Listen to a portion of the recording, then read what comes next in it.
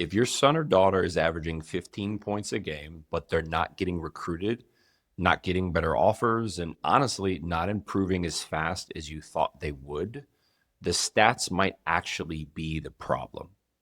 And I know that sounds backwards because you've already invested real money into this. The AAU fees, the private trainers, the travel tournaments, maybe even a private school decision based off of basketball alone. Everything in youth basketball tells you more points, more rebounds, more assists means more opportunity.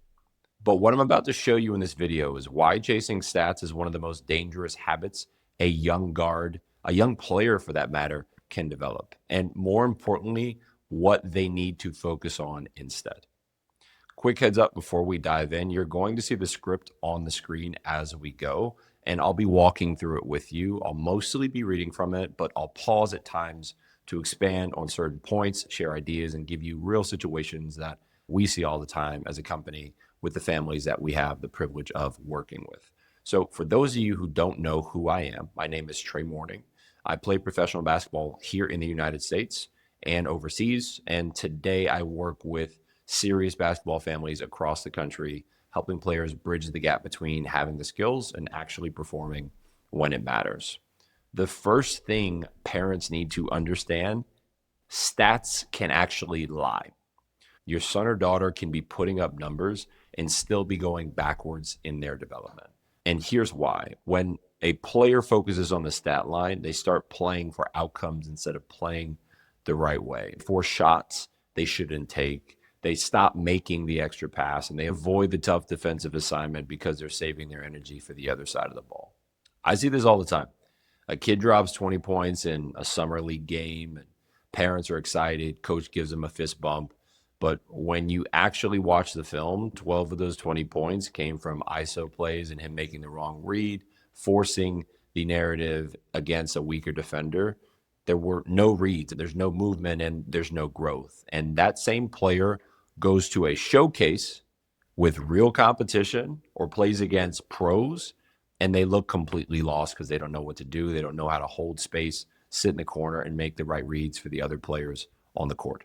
Remember this, if stats don't come from the right habits, they're not helping. They're hiding the problem. So if you want to protect your son or daughter from this, stop celebrating the stat line and start evaluating how they got those numbers in the first place. Now that you understand why stats can be misleading, the next question becomes, what should your son or daughter actually be measured on? At higher levels of basketball, nobody really cares about your stat line from AAU. They care about impact. Impact is different than output. Output is I scored 18 points. Impact is when I was on the floor, my team was better. Every college coach I've ever spoken to evaluates guards the same way, really players of all positions. Can this player make other people better? Point blank period, if you can make other people better, you're going to play. Can they control pace? Can they make reads? Can they defend? Can they communicate? Remember this. Coaches don't recruit stat lines. They recruit players who make the team better. So here's what you can do right now. After every game, instead of asking, how many points did you score? Ask, were you the reason your team got better when you were on the floor? And look, if you're watching this and going, this is exactly what's happening to my son or my daughter, and you've already been investing in their development, the trainers, the AU, the camps, all of it, the travel, the strength coaches, maybe Pilates instructors, I've heard it all. There's a link below this video to book a call with me directly. We'll take a look at what's actually going on, and if it makes sense, I'll show you how we can help. No pressure, just clarity. This is going to help you make the most use of the money and time and effort you've already been investing in your son or daughter's career in the first place. I'm a big fan of working smart instead of working hard. The best players in the world work smart. They just don't work hard. A lot of people, just because they work hard, they never reach the level of gentlemen like this on the wall behind me, Michael Jordan, Kobe Bryant, because they had a system, they had a method to their madness. They didn't just go and put more hours in. They were strategic about it and worked on the right things in order to create impact on the court. And there's a reason why they're up on my wall today. So now you understand why stats are actually misleading and why impact matters more. But there's a deeper issue that's actually driving all of this. Here's the part that nobody talks about. When a young player ties their identity to their stats, they just don't play worse. They start to crumble mentally. Think about it. If your son or daughter believes they're a good player because they scored 20 points, what happens when they score 6? I've seen this before, and I've even experienced this myself as a player. One of the teams I played for in my professional career was over in New Zealand. And one of my first games of the season, I think it was actually the first game, I had 35 points and 14 rebounds. The next game, I had about 33 or 37 and 14 rebounds. The third game we played away, I only had 12 points. And I felt not great about that, to be quite honest with you. Teams started playing me differently, and I had to find different ways to score.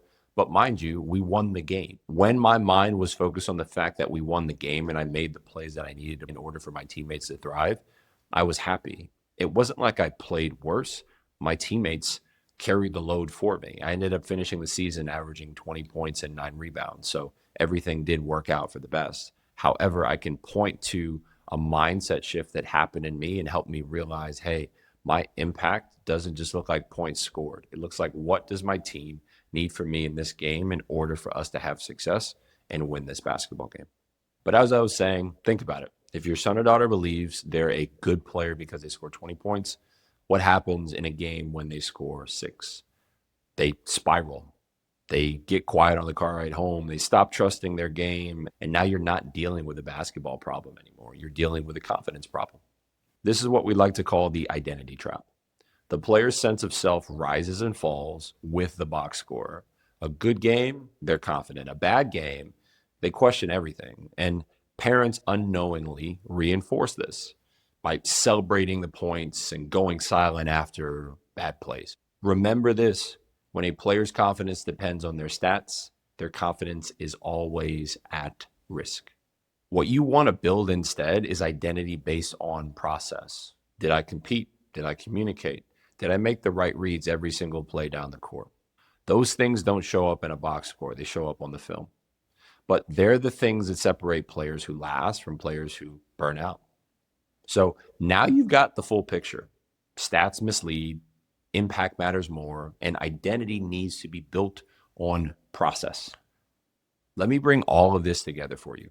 The families who navigate this the right way, they don't ignore stats.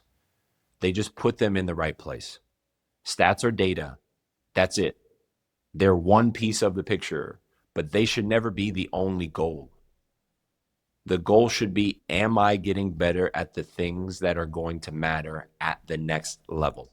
Inside our program, the Varsity Performance System, we track how many times did you make the right read? How many defensive stops did you create with effort? How many possessions did you control the tempo of the game? When families start measuring this instead of points alone, the player's confidence goes up, their development accelerates, and ironically, the stats naturally just follow. It's the same reason why we can have a player come in the community. Example I'll use is Cohen. Cohen came into the community averaging about 5 to 6 points. This took about maybe a week to change. He came on one call during the week. That was it, one call.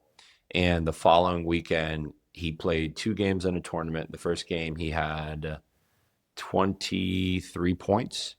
And then in the second game, he had 24 points in the first half and finished the game with 31. In one game, it wasn't even the whole weekend. I said the whole weekend before, but it was really one game. In one game, he scored more points than he did in his whole junior high season combined. There was another player named Trey who came into the program and had his first 40-point game. And other players who were absolutely crushing it, winning state tournaments and going from wanting to quit basketball to going and winning the co-MVP to the state championship game. These are real case studies. These are real families and stories and things that are happening within our community. And I look forward to potentially having you be the next success story within the Varsity Performance System. Remember this: when you chase development, stats come. When you chase stats, development stalls. So here's my challenge to you as parents. This week, after your son or daughter's next game, don't ask them about the score. Ask about the process. You'll be amazed at how the conversation changes. If you are a parent who is already invested seriously in terms of time, energy, and money into your son or daughter's basketball development, the AAU teams, the trainers, the travel camps, the travel in general, paying for your whole family to be able to go on trips and things like that to see your son or daughter play. But you're realizing that the approach that you are taking right now needs a shift. There's a link below this video. Book a call with myself directly, and we'll take a look at your situation. We'll see what's working, what's not. And if it makes sense, I'll show you exactly how we help families just like yours get the real return on everything they've already put into the game of basketball. And if you haven't already, make sure you subscribe to this channel. Take some time to go through the other videos, watch the testimonials, watch the breakdowns, and you'll start to see exactly how this all fits together. We'll talk soon. Peace.